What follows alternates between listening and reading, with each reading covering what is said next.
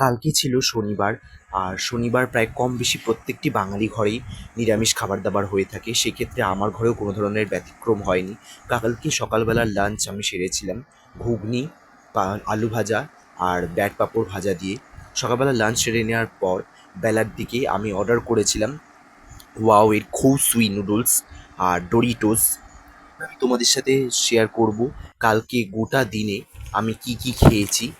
So তোমরা সকালবেলার লাঞ্চের ব্যাপারে তো জানতেই পেরেছো। সকালবেলা আমি খেয়েছিলাম ঘুগনি দিয়ে ভাত, আলু ভাজা আর ব্যাট পাঁপড় ভাজা।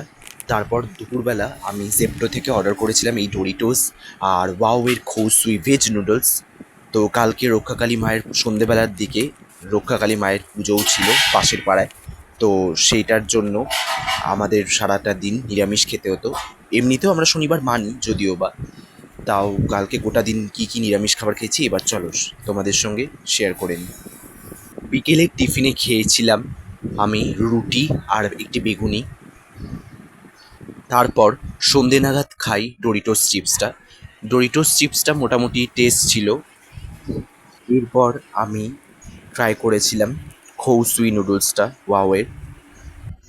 খৌসুই নুডলসের রেসিপির ব্যাপারে যদি বলি, খৌসুই নুডলস আমি ইউটিউবের কয়েকটা ভিডিওতে দেখেছি।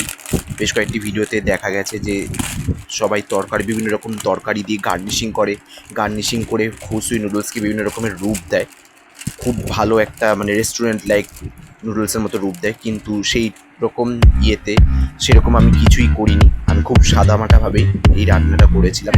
সো খৌসুইয়ের প্যাকেজিং খোলার পর আমি দেখলাম ওর ভেতরে রয়েছে একটি ছোট্ট ম্যাগি সাদা প্লাস্টিকের ভেতরে, আর সিলভার কোটিং প্লাস্টিকের ভেতরে ছিল হলো গিয়ে তোমার কারি পাউডার। আর একটি ছোট্ট প্লাস্টিকের সিলভার কোটিং প্যাকেটের ভেতরে ছিল চিলি অয়েল, আর তার সঙ্গে কাজু বাদাম পেস্তার একটি মিশ্রণ।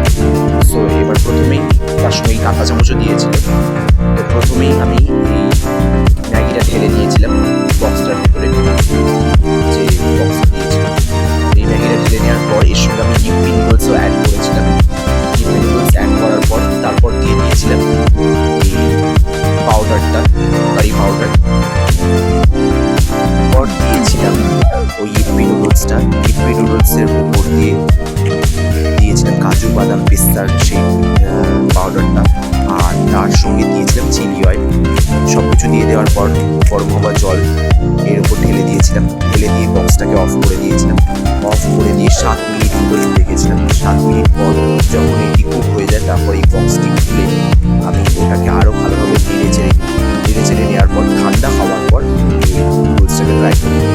এর আগে পাদোজা জ্যাংমেনের যে রিভিউটা দিয়েছিলাম সেখানে তোমরা দেখেছিলে নুডলসটা কতটা মিষ্টি মিষ্টি ছিল। যারা পাদোজা জ্যাংমেনটা খেয়েছো তারা হয়তো অনেকেই রিলেট করতে পারবে নুডলসের টেস্টটা।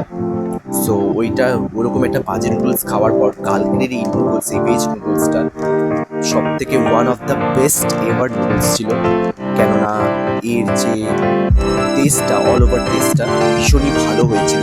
এবং শুক্তো টাইপ যারা বাঙালি তোমরা হয়তো অনেকেই শুক্তো খেতে ভালোবাসো, তো শুক্তোর মতো অনেকটা এর টেস্ট ছিল। তো এই ম্যাগিটা ভীষণই আমার ভালো লেগেছে। আমি তোমাদেরকেও অবশ্যই বলবো যে এই ওয়াও এই খৌসুই নুডলসটা অবশ্যই ট্রাই করে দেখতে পারো। কেননা এইটার ক্ষেত্রে আমি আমার টাকা ওয়েস্ট যায়নি, বরঞ্চ আমি এটা খেয়ে অত্যন্ত আপ্লুত হয়েছি এবং খুশি হয়েছি। এই টেস্টটা, অল ওভার টেস্টটা ভীষণই ভালো ছিল।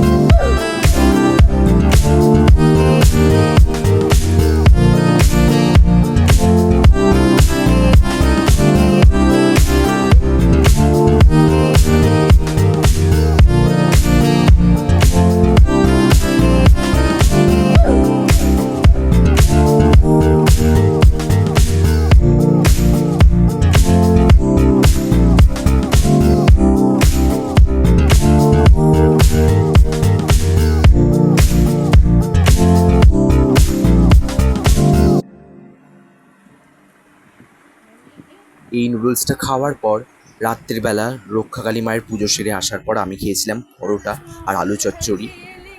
এইটা খেয়েই আমি গোটা দিনের যে সম্পূর্ণ নিরামিষ খাবার এই ভিডিও আজকের মতো এতটুকুনি। যদি ভিডিওটা ভালো লেগে থাকে অবশ্যই লাইক, শেয়ার, সাবস্ক্রাইব এবং কমেন্ট করে পাশে থেকো। বাই।